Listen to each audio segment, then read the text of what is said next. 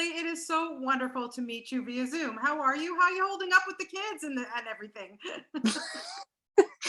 I'm always in some state of enormous stress and bewilderment. We're in the middle of the school summer holidays, so forgive me if I am really uninteresting and not remotely engaged. Sorry. Oh, please. Listen, I'm sure this is a break for you, so I'm happy to help you out. That's nice. That's a good way of looking at it. Billie, first of all, congratulations on the film. I so enjoyed it, but I was also extremely frustrated by it, and I'll tell you why. Many reasons, but this character that you wrote, Mandy, you know, she has the weight of the world on her shoulders. She has so much going on, whether it's with men or her child or her work or just everything. What was it that kind of, you know, came into your head and you decided that you were going to write this story? What inspired it?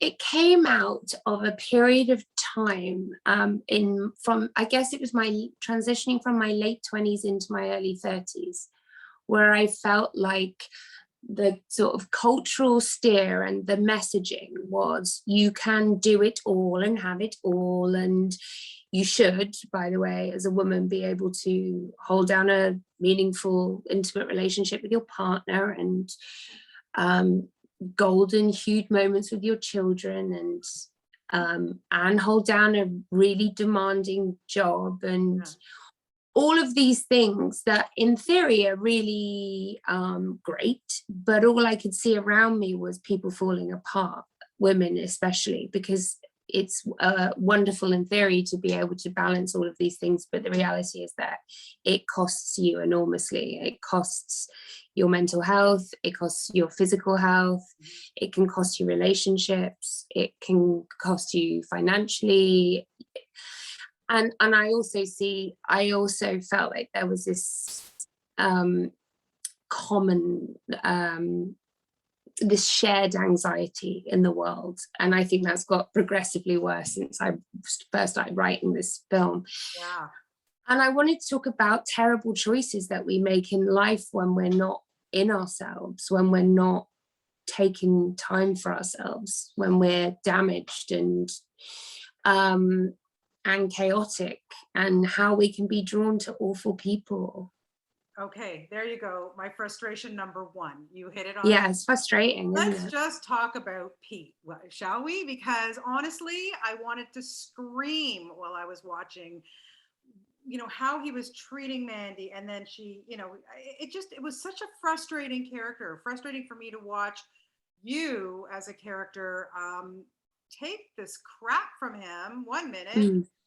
Honestly, you know, was he based on anybody specific, or what were you trying to get at there? I wanted to talk about how beastly people are in the face of rejection, and I've seen it a lot up close. I've seen people behave appallingly in my life, and it's not, I've read about it as well. It's not just like an immediate experience. I think people are behaving terribly, increasingly so, because everyone's so scared all the time. And I think I have seen men find this modern female movement very, very challenging. And even the most liberated ones, or woke ones, or whatever you want to call them, are quite often harbor some resentment, and the ones who have experienced financial disparity within a relationship, or a woman sort of taking control of things or whatever, they can find it genuinely, they can be genuinely put out and behave in ways that aren't okay. And I really, really wanted to talk about that. And I also wanted to talk about the fact that we can often be drawn to people who say the worst things about us. We can be, because we believe it about ourselves. Yeah. I mean, and so I wanted to talk about how mental that is. Oh. But it's something that I see in so many of the best women I know, just sucking up a load of crap and carrying on with it and trying to keep minding it. I see that more often than the other stuff. Right. Which is why I think people get really frustrated, because it's actually, yes, this is a like more heightened version of reality, but ultimately it's something we all have seen or experienced ourselves firsthand, where we're like, what am I doing? What is she doing? Like, right. And that's exactly what I was saying the whole time. Like, oh, yeah, for sure. You hit. But I also like people having like quite violent responses to the characters. That's quite satisfying. No, and that's amazing. And you know, when you were writing this, listen, you took on quite an ambitious project here, my dear. You know, you write it, you star in it, you're directing it. When you were writing, like, did you see yourself like, yeah, I'm gonna direct this, or was this kind of like a last minute decision? No, this was a last minute decision. Look, I love films. I feel changed by films in my life.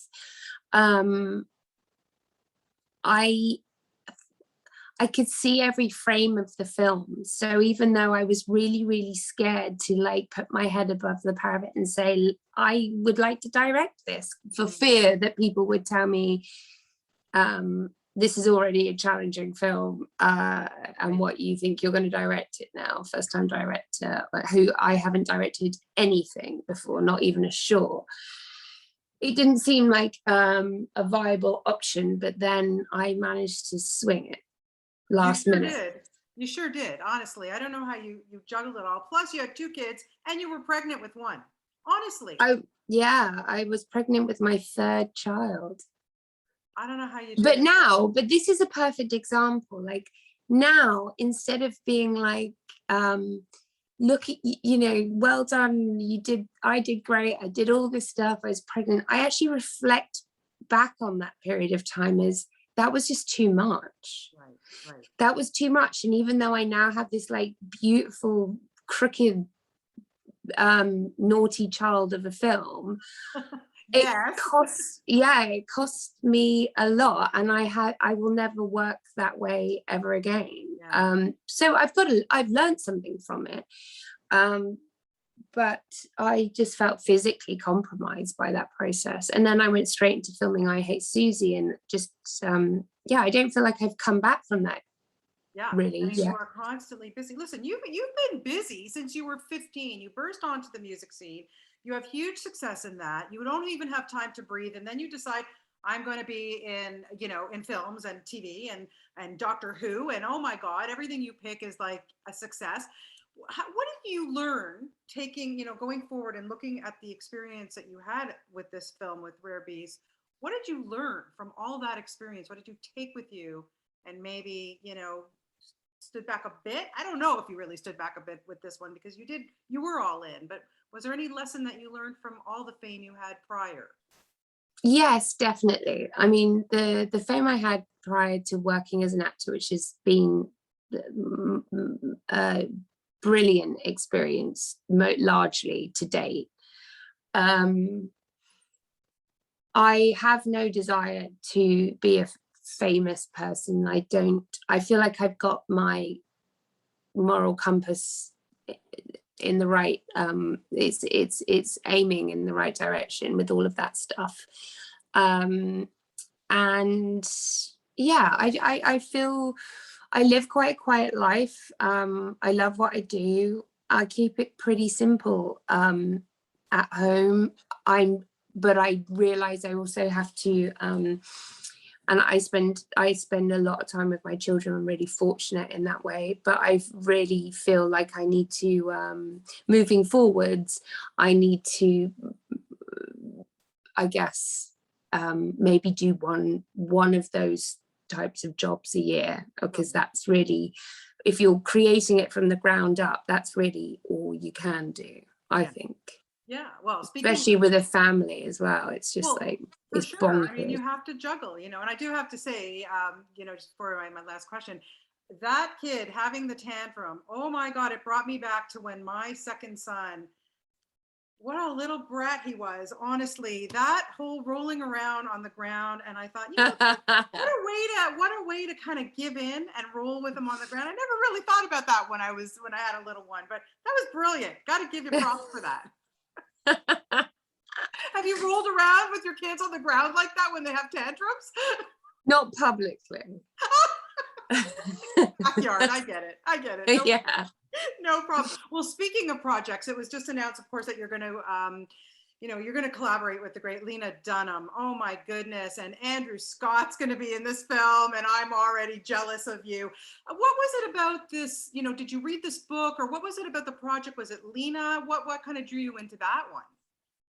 It's Lena, and it's Lena and the film itself. I am such a huge Lena Dunham fan. I have been since the beginning of, well, since Tiny Furniture. So it was really weird for me working with her, because like I have pored over her work forensically. I go to sleep with Girls on because it feels really comforting. Yeah. And I don't know, I just think she's so incredible and so funny and so unlike anyone, that when that came around as an opportunity, I just couldn't believe it. And now we're friends, and she's in London, we hang out, and it's kind of mental. And we formed a really sweet relationship. So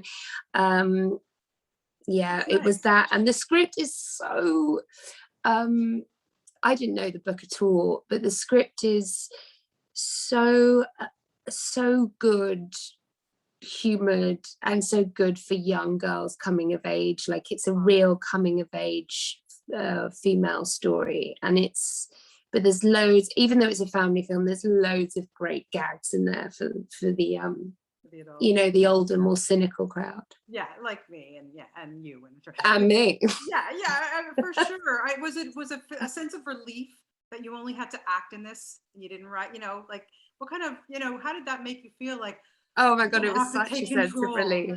It was so nice. The only thing that's annoying is getting having to get like physically made up to be on set. But I mean, that's always something that annoys me. But it was so nice not to be making all those calls. Yeah. And just to be able to have a laugh and be having a joke with the other actors, which you just can't do when you're producing or directing. It's just or I couldn't anyway. I was right at the beginning of my directing life, so it wasn't something I felt that I could ever take my eye off the ball to do. So yeah, I had a lot of lulls doing pretty much, doing very little, let's say. Yeah, well, look, I really look forward to that. But congratulations on Rare Beast. I know it's been out in the UK for a bit, but I think we're going to love it here. And I know that women who watch us are really going to take a lot from it. I sure as heck did. So that's really good. Thank you so much for your time today, Billie, and best of luck with everything. And just hug those kids, okay? I will. All right. Take care. Thank you so much. Bye. Thanks. Bye.